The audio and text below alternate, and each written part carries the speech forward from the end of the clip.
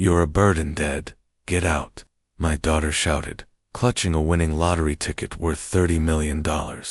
Her husband just laughed as he kicked me out of the very house I had bought with my own money. I smiled calmly. "Daughter," I asked softly, "are you sure you read the name on that ticket?" When they looked closer, their faces drained of color. Then came the screaming, the sobbing, and the tearing of hair.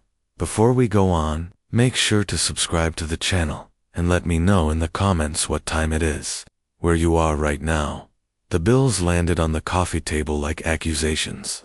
Teresa's hand slammed down beside them, sending the electric bill sliding toward my worn armchair. "Look at this mess," she snapped, her voice slicing through the quiet afternoon. $300 for electricity, $250 for gas, and that's not even counting groceries. Neil shifted on the couch, eyes glued to the television, as some talk show droned on.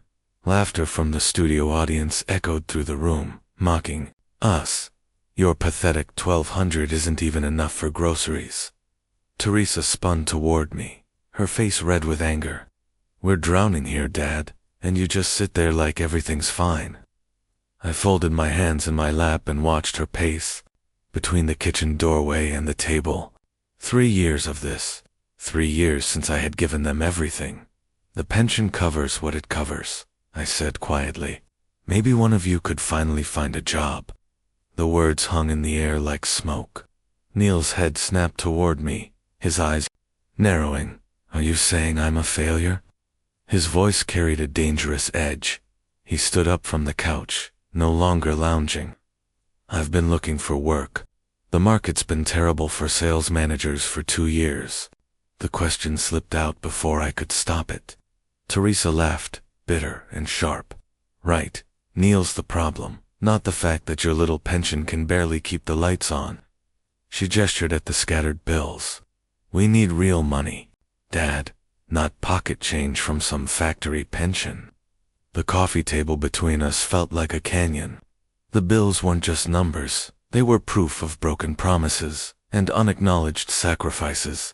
"I worked 37 years in that factory," I said, my voice steady despite the fire in my chest. "That pension supported your mother and me just fine." "Well, Mom's not here anymore, is she?" Teresa's words hit me like a slap. "And your little pension doesn't stretch far enough to cover 3 people. Neil stepped closer, his shadow stretching across the table. "Maybe you should have thought about that before moving in with us." His tone made it sound like I had forced my way into their home instead of being invited. The laugh track on the TV seemed to mock me. "I seem to remember being asked to move in," I said carefully, "after I sold my house and helped with your down payment." "That was different." Teresa waved her hand dismissively. "That was 3 years ago. Things change. 3 years. Had it really been that long since I had written that check for $150,000? Since Teresa had hugged me and promised me I'd always have a home with them. That's what Teresa once promised me. "Things do change," I admitted quietly. "But I haven't." Neil stepped closer to my chair, his shadow stretching over me. "Look, old man," he said, his tone sharp. "We're grateful for what you did back then, but that doesn't mean we owe you free room and board forever." The words hit harder than I expected. Free room and board. As if my pension, my grocery runs, and my help with utilities meant nothing. "I'm not asking for free anything," I replied evenly. "I pay my share. Your share." Teresa's voice rose. "Your share would mean splitting everything 3 ways. Your share would be $800 for rent, not the nothing you're paying now." Her math was cruel, calculated. $800 would leave me just $400 from my pension. $400 to cover food, clothes, medicine, everything an old man needs to survive. "So, what are you suggesting?" I asked carefully. Teresa and Neil exchanged a quick look, and in that single glance, I saw it. This wasn't just an argument born of stress. This had been planned. "We're suggesting," Neil said slowly, deliberately, "that you either find a way to contribute more, or find somewhere else to live." On the television, the studio audience erupted into applause. Someone had just won a prize, something wonderful and unexpected. The sound felt like a cruel joke. I turned to my daughter, searching her face for even a flicker of the little girl who used to run to me during thunderstorms. But the woman staring back was a stranger. "I see," I said at last, though I didn't. Not fully. I wouldn't truly see until a few minutes later, when Teresa would press 5 crumpled dollars into my hand and send me out into the freezing night. I wouldn't understand the depth of their ingratitude until I walked through the dark streets of Elgin, every step reminding me of the sacrifices I'd made for them. Right now, I just felt tired and foolish for believing that family meant more than numbers on a spreadsheet. "Well," Teresa demanded, "what's it going to be?" The question hung between us like a blade. Outside, gray clouds gathered for what looked like the first real cold snap of the season. Inside, something just as bitter was settling in. The silence stretched, heavy and suffocating. Teresa stood over me, hands planted on her hips, waiting for an answer I couldn't give.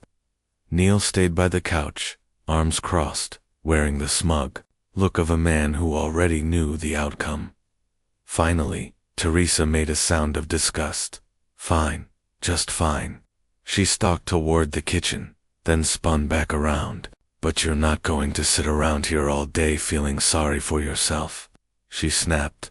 I heard her rummaging through her purse, coins clinking, paper crumpling. When she returned, she held out a wrinkled $5 bill. "Here." She thrust the money toward me like it was dirty. "Take these $5 and buy a lottery ticket. At least then you'll be some use to this family."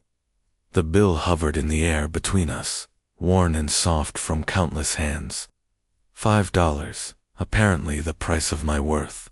"Go on," she urged, when I didn't immediately take it. "Maybe you'll get lucky and solve all our problems." Neil chuckled from the couch. "Yeah, because that's exactly how lottery tickets work." Teresa shot him a look that silenced his laughter. This wasn't about the ticket. We all knew it. This was about sending me away, clearing the house so they could talk about whatever plans they had made without me. I reached out and took the bill. The paper felt thin, almost fragile. Someone else had earned this, spent it, passed it along, and now here it was in my hand, a gift wrapped in humiliation. "Thank you," I said quietly. "Thank you," I said quietly. Teresa blinked, as though she had been expecting me to argue. "Well, good." She stepped back, suddenly less certain of herself. "The convenience store on Milan has those scratch-off tickets. Get something decent, not the cheap $1 ones." I folded the bill carefully and slipped it into my shirt pocket. "I'll do that." Standing up took more effort than it should have. My knees ached, stiff from sitting through the storm of that argument. How long had we been at it? An hour? 2? The sunlight coming through the windows had shifted, grown pale and thin, late afternoon light that made everything in the house feel colder. "Where are you going?" Neil asked as I reached for the closet. "To buy a lottery ticket," I replied. I pulled my coat from its hanger.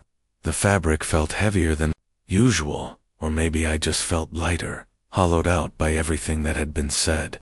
"Isn't that what you wanted?" I asked. Teresa watched me button the coat. "You don't have to make it sound like we're sending you to prison," she said. "Of course not." I looped my scarf slowly, taking my time. "It's a beautiful day for a walk." Through the window, the November sky pressed down like a thick, gray blanket. Beautiful wasn't the word anyone would use, but then again, truth had been scarce in this house for a long time. "Dad," Teresa said, her voice carrying something I couldn't quite name. Regret, maybe, or hesitation, or not. "This isn't personal?" I paused with my hand on the doorknob. "No," I said softly. "I'm sure it's not. It's just practical," Neil added from the couch. "We all have to face reality." Reality, yes, I was beginning to see reality very clearly, the reality of what my $150,000 had bought me, and what family meant when money ran short. I understand, I said, and I did more than they would ever know. I opened the front door.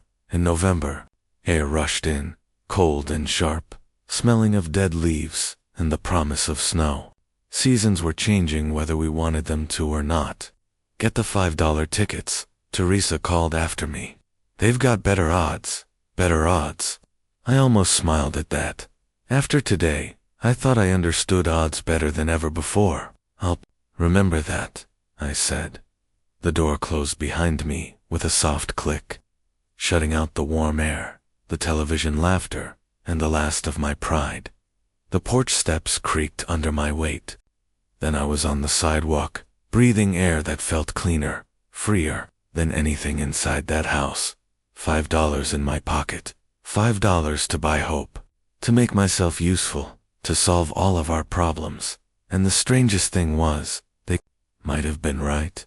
But first, I needed to walk, needed to think, needed to remember exactly how I had ended up here, standing on this sidewalk with nothing but $5 to my name, and no place that truly felt like home.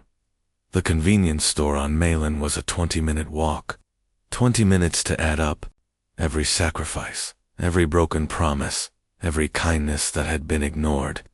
20 minutes to decide what I was going to do about it. The cold slapped my face like a wake-up call. November in Illinois doesn't play around, and today felt like winter's warning shot. I pulled my coat tighter and started walking, leaving Teresa's house behind me, left, right, left, right. The same rhythm I had walked every morning for 37 years to the Ford plant. The same measured steps that had carried me through this neighborhood 1,000 times. Moving in. The phrase felt bitter now, as though I'd ever really had a choice. The houses on Teresa's street glowed warmly, yellow lights spilling from their windows as families settled into their Friday evening routines. Through one window, I saw a father helping his young son with homework at the kitchen table. Through another, a mother was setting the table while her teenage daughter chatted on the phone. Normal families. Families who didn't calculate the dollar value of their elderly parents. I turned onto Milan Street, passing the elementary school Teresa had once attended. The playground equipment was newer now, brighter colors, safer design. Everything had been upgraded. The playground, the colors, the safety designs, everything except family loyalty. The $5 bill crinkled softly in my pocket as I walked. $5 for hope, $5 for usefulness. The irony wasn't lost on me. This same amount of money had once meant something entirely different. When Teresa was 8, $5 was enough to buy her an ice cream from the truck and make me a hero. When she was 16, $5 meant freedom. Gas money for a late-night drive with friends. Now, it was charity, no worse than charity. It was dismissal. My breath came in small white clouds as the temperature kept dropping. The weather matched my mood. Gray, cold, getting darker by the minute. But walking felt good.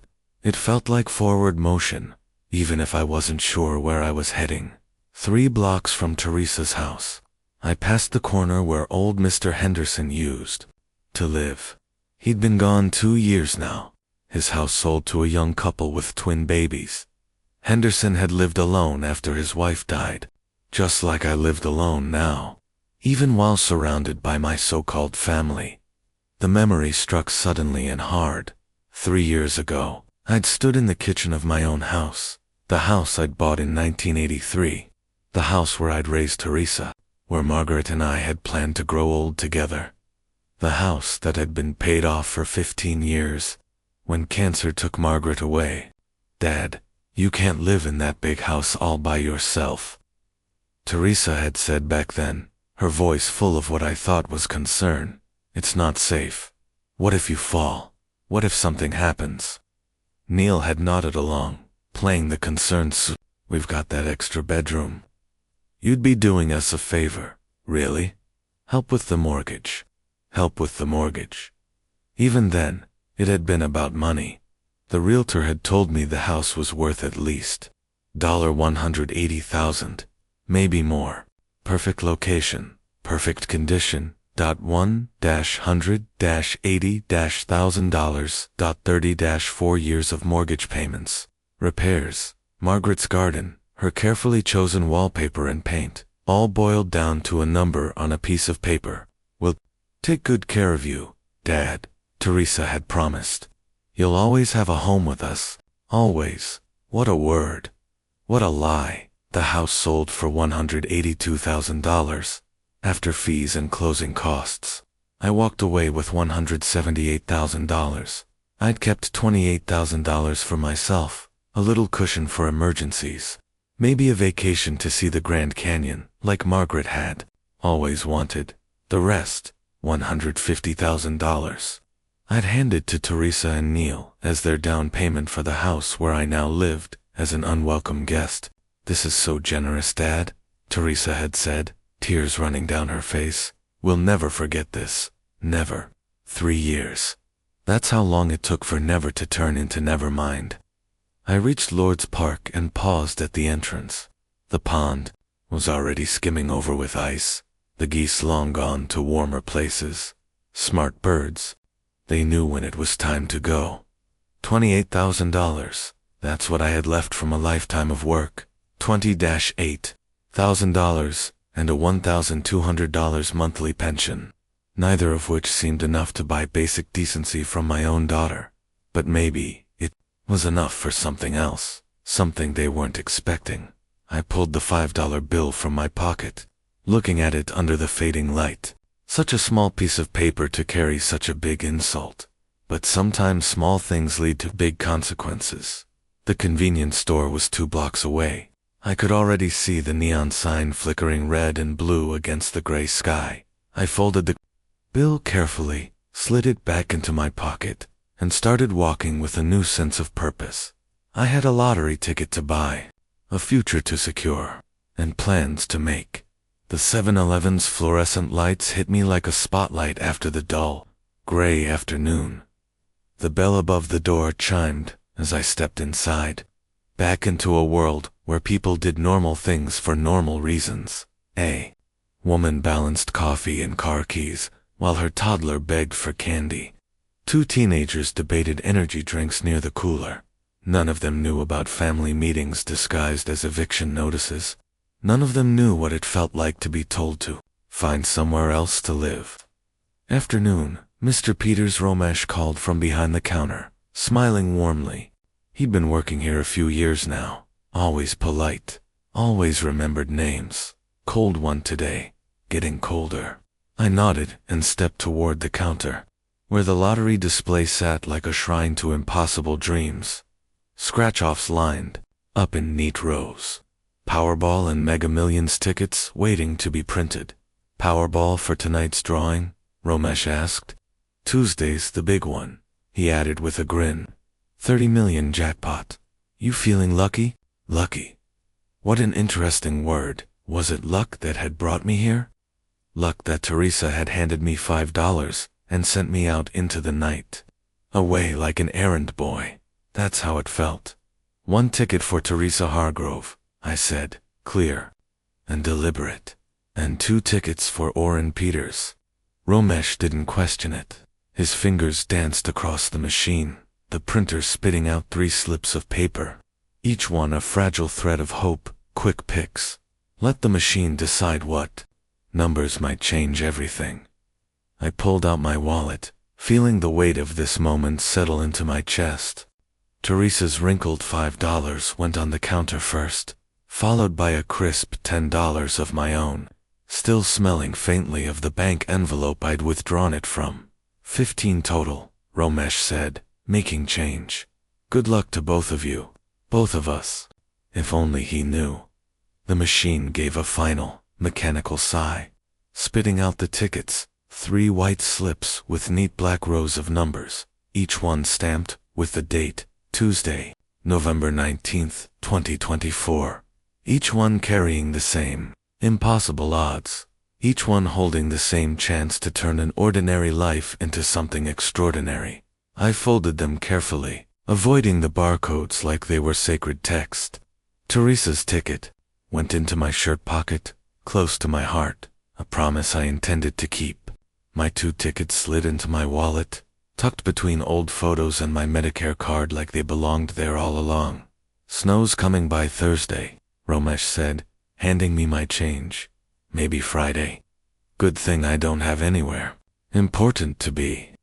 The lie slipped out easily, because Tuesday night, I would be exactly where I needed to be, in that living room, watching Teresa check the numbers, watching her face when she realized what $30 million meant, watching her plan a future that didn't include me.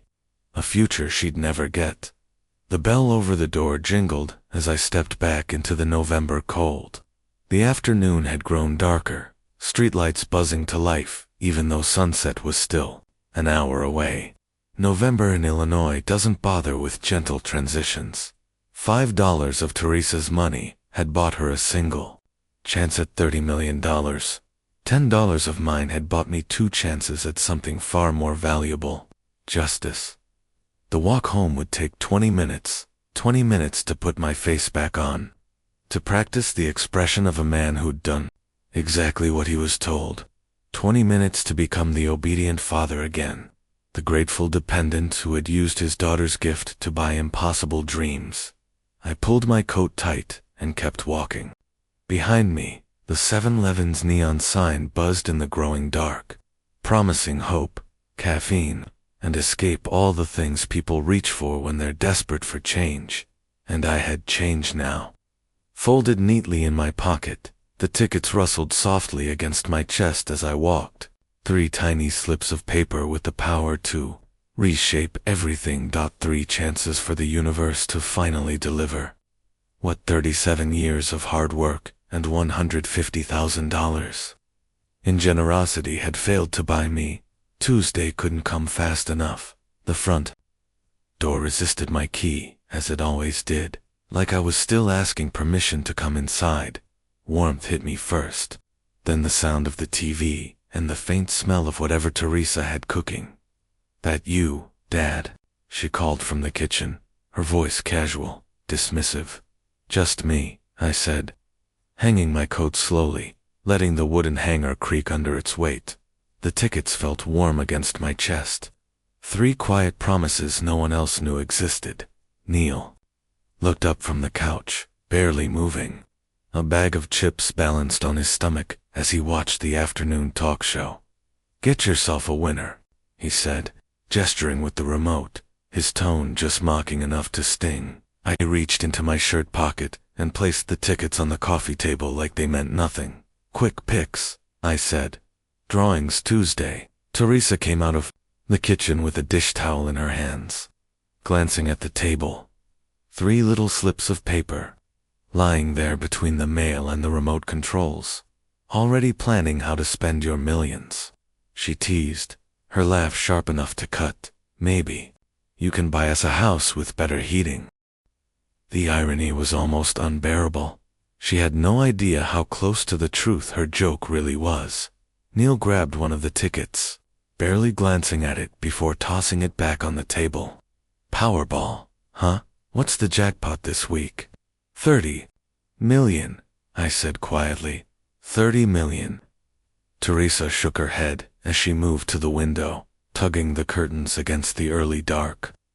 "Just imagine, $30 million and all our problems solved. No more fights over grocery money. No more worrying about the heat bill." She gave the curtain one final tug. "Of course," she added, with a short laugh.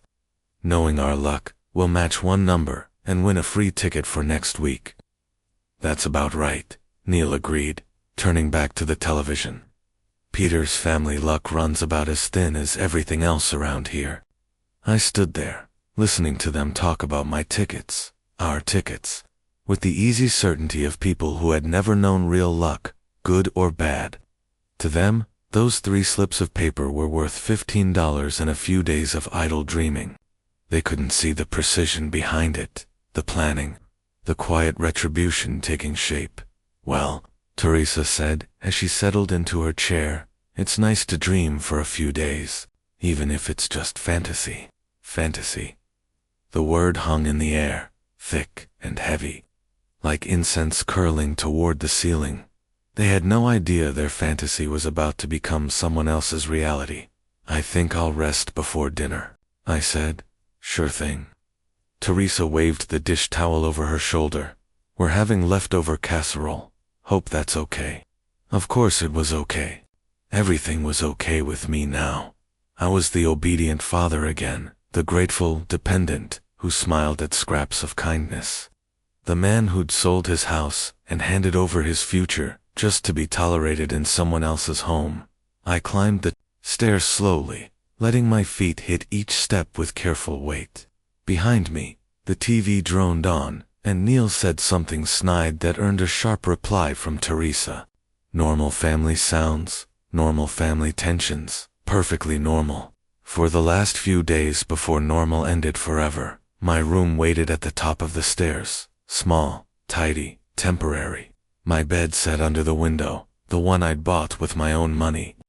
The dresser, once proudly placed in the master bedroom on Elm Street, now stood against the far wall, reduced to just another piece of borrowed space. I sat down on the edge of the bed and opened my wallet. The 2 tickets were still there, pressed between my Medicare card and a fading photograph of Margaret. Same numbers, same date, same impossible odds as the one downstairs, but these were mine. These carried my name in bold, undeniable letters. 4 more days. I thought, 4 more days of playing the grateful father, the quiet burden who handed over his pension and bought lottery tickets with pocket change. 4 more days of listening to them plan a future that assumed I'd always be there to help pay for it. 4 more days until they finally learned exactly what R.N. Peters was worth. I slid the tickets back into my wallet and closed it with deliberate care. Downstairs, a pan clattered in the kitchen and Teresa's voice floated up, giving Neil instructions about setting the table. Domestic sounds, family sounds. The soundtrack of people who had no idea their world was about to tilt on its axis. From my window, I could see the faint glow of the 7-Eleven sign. Shining like a small beacon against the darkening sky, Romesh would be there by now, starting his evening shift, handing out coffee and scratch-offs to strangers desperate for a lucky break. Hope, that was what I'd bought today, but not the kind they thought.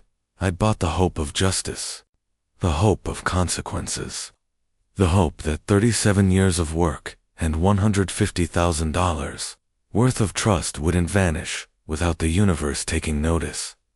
Tuesday couldn't come soon enough. The next 4 days passed like water slipping through cupped hands. Saturday and Sunday bled into Monday.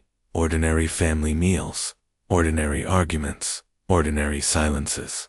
The tickets stayed on the coffee table, forgotten under bills, magazines, and Neil's empty beer bottles. I played my part, reading the paper, nodding at game shows, smiling when spoken to. Occasionally, Teresa would mention the tickets, usually with a joke about our bad luck. Neil ignored them completely, more concerned with job applications he never quite finished filling out. Then Tuesday arrived. The air had turned heavy and gray, winter settling its weight into the soil. At 8 o'clock sharp, we gathered in the living room, not out of hope, but habit. The lottery drawing sat sandwiched between the evening news and reruns, a ritual as familiar as dinner. "Might as well check our loser tickets," Teresa said, sweeping all 3 off the table like they were cards in a losing hand. "What are the numbers again, Dad?" she asked. I lied easily. "I don't remember." "That's what the tickets are for." In truth, I'd memorized every number days ago. I knew them better than my own phone number. The television host appeared, cheerful and polished, framed by a machine full of bouncing balls. "Good evening, and welcome to Tuesday Night Powerball. Tonight's jackpot is $30 million. $30 million, Neil repeated, straightening on the couch, despite himself. "That buys a lot of beer." Teresa shushed him, squinting at the ticket in her hand. "Okay, here we go. Our shot at joining the rich and obnoxious." The machine whirred to life. the white balls spinning like marbles in a storm. The host reached in, his hand theatrical. The first number is 7. Teresa glanced at the ticket. 7. We've got 7. Don't get excited, Neil muttered. That's probably the only one. The next ball rolled forward. 23. 23. Teresa repeated, a flicker of interest in her voice. We've got that one too. I sat back, hands folded, watching with the calm of a man who already knew how this story ended. The actors were performing their scene perfectly, and they had no idea how close they were to the twist. 31. Teresa leaned forward, her eyes wide. 31. Her voice cracked upward. That's 3. Neil turned his head sharply, suddenly paying attention. Let me see that. The host drew the next ball. 42. Teresa was standing now, the ticket trembling in her hands. 4 numbers, she breathed. We have 4 numbers. The room went still, except for the hum of the television. 58 silence. Teresa stared down at the paper, mouthing the numbers, double-checking. Her hand shook as Neil yanked the ticket from her grip. 58, she whispered. 5 numbers, Neil said, his voice low, reverent, then louder, almost manic. 5 out of 6 numbers. The host reached into the machine for the final ball, dragging out the moment. And tonight's Powerball number is 12. The pause stretched until it snapped. Teresa's face drained of color. 12, she said, almost too quietly to hear. The Powerball is 12. Neil's eyes flicked from the ticket to the TV and back again. Then they widened, blazing with feral excitement. Oh my God, we won, we won. He shot to his feet, waving the ticket like a battle flag. $30 million. Teresa let out a strangled laugh and collapsed into the chair before springing up again, unable to sit still. We won the lottery. We actually won. She lunged into Neil's arms, and he spun her around the coffee table, both of them shrieking with laughter. 30 million, she kept repeating. 30 million. Neil's face was shining, tears in his eyes. No more worrying about bills. No more scraping by. We can buy a house, a boat, travel anywhere we want. Hell, we can buy anything. I sat quietly, hands folded, watching their little storm of joy, like a man watching a distant thundercloud. Their celebration was wild and real. Every laugh and tear soaked in pure belief that their lives had just transformed forever. Teresa turned to me at last, her face red and radiant. Dad, can you even imagine? $30 million? I nodded, calm as a stone. Yes. Kicha Sem. Kicha Sem. Neil barked out a laugh, nearly manic now. It's life-changing money. They danced again, spinning around the coffee table, like children on a sugar high. The winning ticket fluttered in Teresa's grip like a white flag of victory.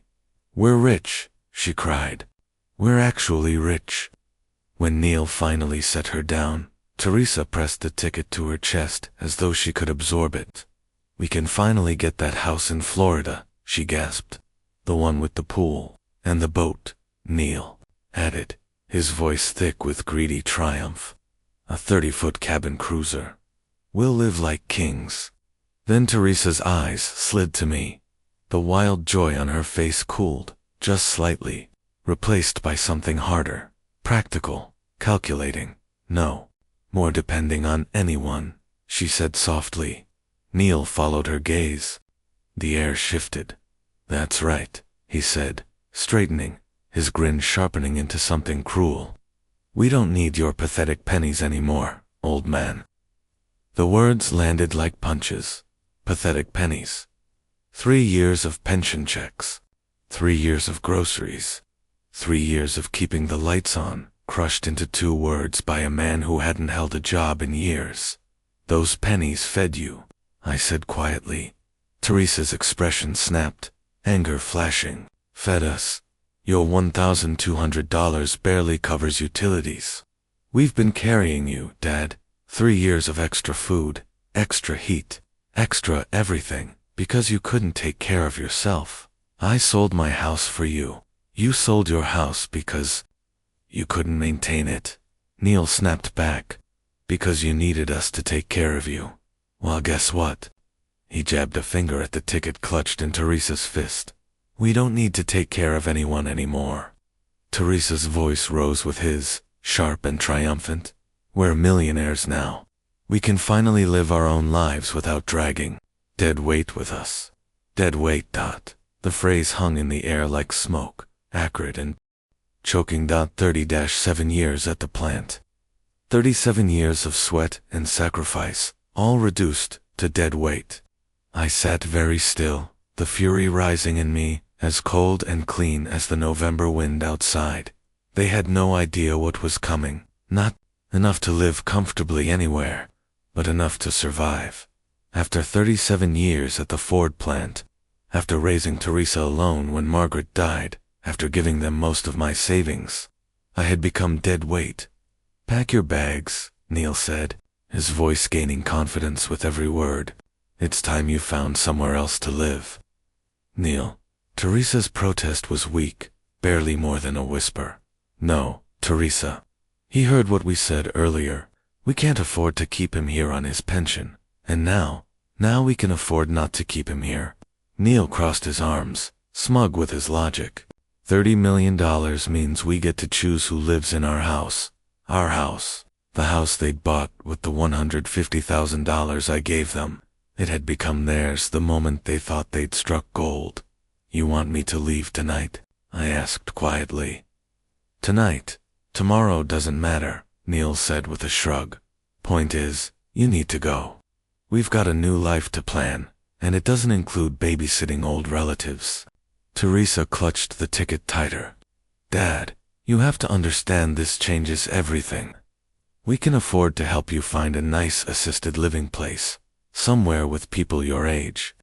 Assisted living. The final insult, dressed up as kindness.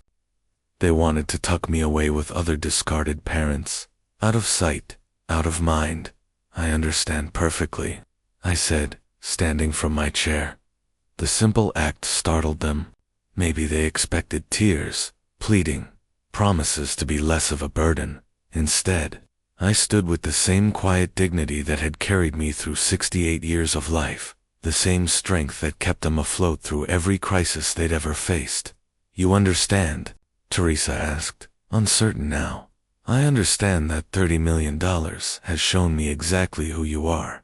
Neil's face darkened. Don't try to guilt-trip us, old man. We don't owe you anything. No, I said, my voice calm. You don't. I turned toward the stairs, each step measured and deliberate. Behind me, Teresa whispered something to Neil, but I didn't catch it. I didn't need to. Everything important had already been said. At the foot of the staircase, I looked back. They stood together in their living room, surrounded by scattered bills and their paper dream of riches, clutching the ticket like a weapon they'd just used to cut me out of their lives. They had no idea the weapon was mine. The stairs groaned under my weight. As I climbed to the small room I'd called home for 3 years, their laughter rose behind me, bright and sharp, already planning a future they would never have. My room greeted me in silence. I flipped on the light. A single bed with the quilt Margaret made 20 years ago, a dresser from the old house on Elm Street, a small television that barely worked. This little room had sheltered a man worth $30 million, a man they had treated like a charity case. I pulled my old suitcase from the closet. The leather was cracked, corners worn from decades of travel, bus rides to visit family, quiet weekends at Lake Geneva when money allowed. Packing became a ritual. Shirts folded carefully, pants laid flat to avoid wrinkles. 3 days of underwear and socks. My diabetes medication, my blood pressure pills, the small plastic organizer that kept my days straight. The photograph of Margaret went in first, wrapped in a spare undershirt. 41 years of marriage, reduced to a single frame, but containing more love than this entire house had shown me in 3 years. My important documents followed. Social Security card, Medicare info, bank statements, all showing a modest balance of $28,000. Not enough to live comfortably anywhere, but enough to make my next move. Did you even look at whose name is printed on that ticket? Teresa froze mid-sip, the champagne glass suspended like she was posing for a photograph. What? She said slowly, her smile faltering. The name, I repeated, my voice calm, but cutting. Look at the name on the ticket you're holding.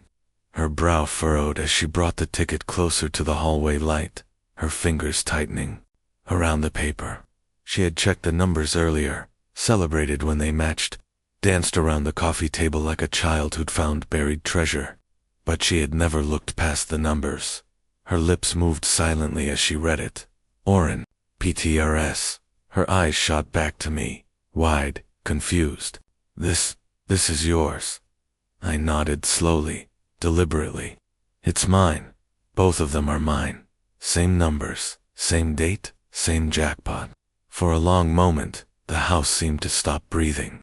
From the living room came the faint sound of Neil laughing, already making plans for a future that didn't exist.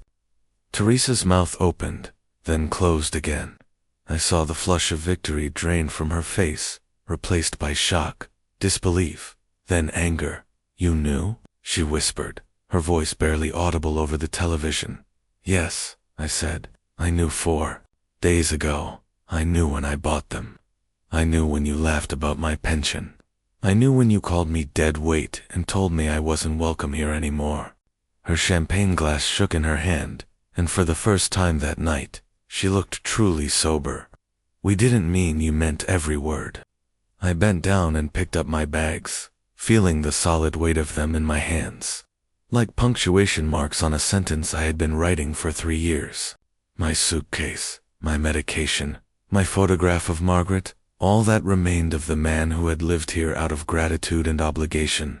You wanted me gone, I said evenly, my voice calm but final. Now you'll get your wish. I walked to the door, my steps measured, deliberate. The cold brass of the doorknob felt electric against my hand. Dad, Teresa started, but her voice caught. I turned back just enough to meet her eyes, my stare silencing whatever excuse she was about to offer. You've celebrated enough tonight, I said. Enjoy it while you can. Tomorrow, when you call the lottery office, you'll find out the truth. You'll find out exactly who this money belongs to. I opened the door. The night air rushed in cold and sharp, a clean wind that cut through the haze of champagne and selfishness. I stepped out onto the porch. Behind me, Neil's laughter exploded as the cork popped from the champagne bottle, and Teresa's silhouette stayed frozen in the hallway. Ticket still clutched in her hand like a lifeline that had just turned to smoke. The door closed behind me with a quiet click, shutting me out, or perhaps shutting them in. The bags felt lighter now. My chest felt lighter too. For the first time in 3 years, I wasn't a burden, or a charity case, or a man tolerated out of obligation. I was free, and $30 million richer. Did you even read whose name is printed on that ticket? Teresa's smile faltered, the glass in her hand pausing midair. What are you talking about? It's our ticket. We bought it with our money. You bought it with $5, I said evenly. But whose name did you have the machine print? A flicker passed over her face, confusion first, then something colder, heavier. She lowered the ticket and held it under the light, really seeing it for the first time since the drawing. Her face drained of color. Oren Peters, she whispered. This says Oren Peters. That's right. She stared at the paper, then at me, then back again. This can't be right. There has to be a mistake. No mistake, I said. That ticket belongs to me. But I gave you the $5. You bought this for us. You gave me $5 to buy a ticket. I bought 3 tickets, 1 with your money, in your name, and 2 with my money, in my name. I extended my hand. The one you're holding belongs to me. Neil's heavy footsteps approached, drawn by the sharpness in Teresa's voice. What's going on? Why do you look like somebody just died? Teresa held the ticket out toward him with shaking fingers. Neil, look at the name. He squinted, the champagne haze in his brain fighting to focus. Orrin Peters. So what? The old man bought it for us. No, I said, calm but firm. I bought it for me, with my money, in my name, which makes it legally mine. The hallway went still. The only sound was the TV droning in the empty living room. I watched the realization wash over them like a dark tide, wiping away all the light from their celebration. You can't, Teresa said, her voice cracking. This is ours. We won this. We've been celebrating. You've been celebrating. A ticket that was never yours. Neil's face hardened, red creeping into his cheeks. You bought that ticket with money we gave you? I bought 3 tickets, I repeated calmly. Yours is still on the coffee table, where I left it, with your name on it, and your losing numbers. This is some kind of trick, Teresa whispered, but even she didn't believe her own words. I stepped forward, gently taking the ticket from her hand. She didn't resist. The paper was warm from her grip, slightly damp with champagne. $30 million, I said, quietly, reading the numbers one last time. Enough to buy a house somewhere warm. Enough to travel. Enough to live the rest of my life in peace. Dad, wait. Teresa's voice turned pleading, desperate now. We can work this out. We're family. We can share it. Share it. I folded the ticket carefully and slid it into my wallet, right next to the 2 identical tickets that waited there, like silent insurance policies. You mean the way we shared this house? The way we shared expenses? The way you just shared your feelings about supporting dead weight? Neil's face darkened to a furious purple. You planned this. You set us up. I bought lottery tickets with my own money, just like millions of other people do every week, I said. The fact that I won, for the first time in 3 years, I smiled, a real, honest smile. Pure luck. Neil came down the stairs like an avalanche, his steps heavy, his breath reeking of champagne. His voice was sharp, panicked. What the hell is going on? He looked from Teresa's pale face to my calm one. Why does she look like someone died? Teresa pointed at me with a trembling hand. Neil, the ticket. It has his name on it, not ours. His. For a moment, Neil's foggy brain struggled to catch up. Then his eyes locked on the ticket in my hand, and everything clicked. Give it back, he growled, stepping forward until his bulk filled the narrow hallway. That ticket belongs to us. We've been planning our whole life around it. The ticket belongs to whoever's name is printed on it, I said, voice steady. Illinois law is very clear about that. I don't care what the law says, Neil shouted, his voice cracking with hysteria. You bought that in our house with our money for our family. I bought 3 tickets, I said again, calm and unshaken. Yours is on the coffee table, with your losing numbers. Neil's fists clenched, his face twisted with rage. Give it back, old man, or you'll regret it. I stepped back, keeping my eyes on him. One more step toward me, I said quietly, and I'm calling the police for assault and attempted theft. The words landed like a slap. Neil froze where he stood. Neil's fists stayed tight, but his feet didn't move, even through the storm in his head. He understood what crossing that line would cost him. You can't do this to us, Teresa whispered, tears spilling down her cheeks. We're family. We've taken care of you for 3 years. Taking care of me? I tucked the ticket deep into my wallet. You just finished telling me I was dead weight you couldn't wait to get rid of. We didn't mean it, she begged, her voice breaking. We were just excited about the money. We weren't thinking straight. No, daughter, I said quietly. For the first time in 3 years, you were thinking straight. You showed me exactly what I mean to you when you thought you finally had the power to throw me away. Neil stepped sideways, planting himself between me and the door. You're not leaving with that ticket. We'll call the police. We'll tell them you stole it. Please do. I reached for the handle of my suitcase. I'd be happy to show them my receipt from the 7-Eleven and the security footage of me buying 3 tickets with my own cash. I'd also enjoy explaining how you tried to intimidate a senior citizen into handing over his property. The blood drained from Neil's face. Even through the champagne haze, he could see how that story would end. Dad, please, Teresa said, her voice cracking completely. We can work this out. We can share the money. You can stay here as long as you want. We'll never bring up money again.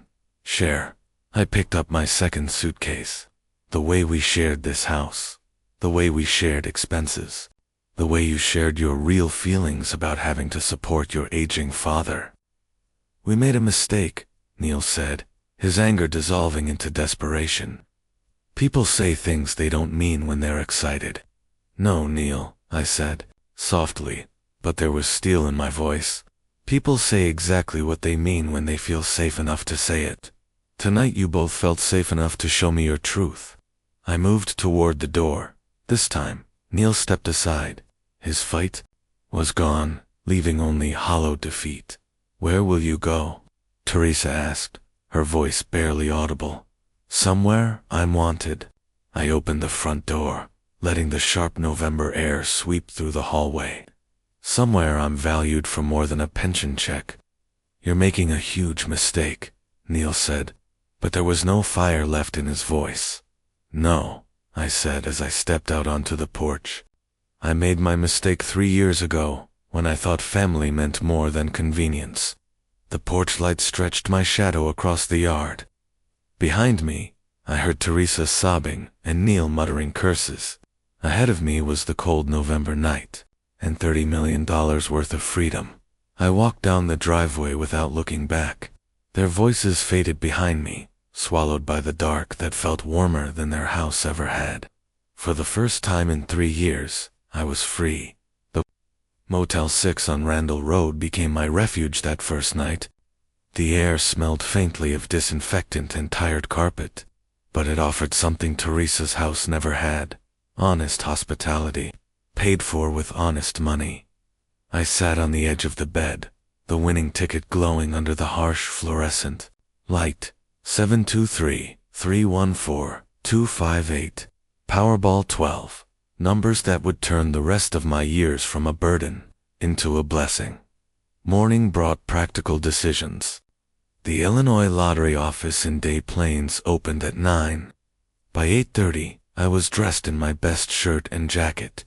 Tickets secured in my wallet, with backup documentation.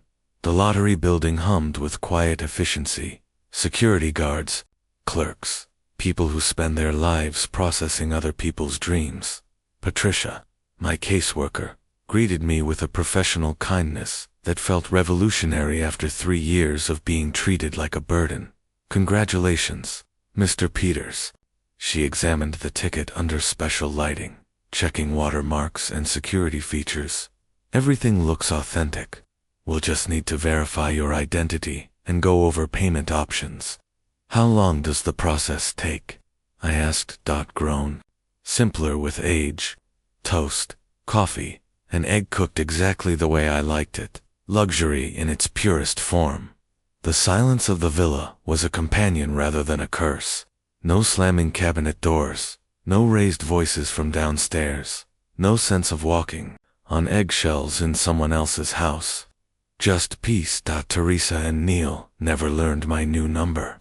I imagined they still sat in that same living room, surrounded by unpaid bills, waiting for a call that would never come. Sometimes, late at night, I wondered if they regretted what they'd said that evening, or just regretted losing the money. Either way, it no longer mattered. On February 1st, I hired a financial advisor, a man recommended by Patricia, who treated my portfolio with respect rather than condescension. We built a plan that would ensure my independence for the rest of my life. A trust for future generations, if I chose to create one. Charities that mattered to me. the Ford Plant Scholarship Fund, the local food bank, a program for single parents. I wasn't just spending money, I was shaping a legacy. Spring came early that year, and I spent hours walking the lakefront, breathing in the cold, clean air. With each step, I shed the weight of the past, the weight of being someone's obligation, of living under someone else's roof, of wondering whether I still mattered. I mattered now. One quiet evening in March, I framed the winning ticket and hung it in my study. Not as a trophy of wealth, but as a reminder of who I had been the night I walked out of that house, and the man I chose to become afterward. Some nights, I sit in the study with a glass of good scotch, looking at that framed slip of paper. I think about Margaret and how she would have laughed at the irony. All those years of saving pennies, clipping coupons, worrying about the mortgage, and now here I was, with more money than I could ever spend. But she would have been proud too, proud that I had found my dignity again. Life is quiet now, peaceful. Some might call it lonely, but I don't. It is full of choices, my choices, and that makes all the difference. For the first time in decades, I am not living for anyone else's comfort, not sacrificing my happiness for someone else's convenience. I am living well, finally, living well. Returned for the first time in years, my phone sat silent on the granite countertop. 3 months since I'd changed my number, and the blessed quiet continued. No desperate voicemails, no guilt-laden texts, no emergencies that required my immediate financial intervention. Peace had a sound, and it was silence. Mrs. Henderson from next door had stopped by yesterday with homemade cookies, welcoming me with genuine warmth. Her husband owned the medical practice downtown, she'd said, and they'd lived here for 23 years. Good people, she'd called our neighbors. People who valued privacy. People who respected boundaries. Respect. What a concept. The master bedroom overlooked Lake Michigan, winter ice stretching toward the horizon like a promise of endless possibility. Margaret's photograph sat on the nightstand. For the first time since her death, I could look at her face without guilt pressing on my chest. She would have loved this house, I said aloud, my voice steady in the empty room. This view, this freedom to choose how we spent our days. Finally living for myself. My financial advisor's plan sat on the counter. Conservative investments, diversified accounts, enough to keep this life exactly as it was for the rest of my days. After 47 years of labor and 3 years of humiliation, I had time left to enjoy it. Travel brochures covered the dining table. Europe in spring, maybe Australia later in the year. All the places Margaret and I had dreamed about during those Ford Plant years, when every overtime shift was a choice between vacation savings and Teresa's school clothes. Now, I could go anywhere, do anything, be anyone. The doorbell rang through the security monitor. A delivery truck waited. Dining chairs from Restoration Hardware, handcrafted, built to last decades. I signed for them and watched as the driver carried them into the foyer. Beautiful house, sir, he said. You picked a great neighborhood. Yes, I agreed quietly. I did. After he left, I walked through my new home again, tracing the details that still amazed me. Crown molding, hardwood floors, windows that let in the lake breeze, rooms large enough to host gatherings I would never host. This house wasn't just wealth, it was freedom, the freedom to live with dignity, to spend money without justification, to plan a future without asking anyone's permission. Justice had taken an unexpected shape, not revenge, something cleaner, a simple equation of cause and effect. Their greed had cost them everything they thought they'd gained. My dignity had earned me everything they thought was theirs. The afternoon light shifted across the living room, painting patterns on walls that would never hear complaints about my pension or criticisms about my contributions. These walls would know only peace. I settled into my leather chair, opened a travel guide, and began planning my spring in Tuscany. At 68 years old, I was finally beginning to live.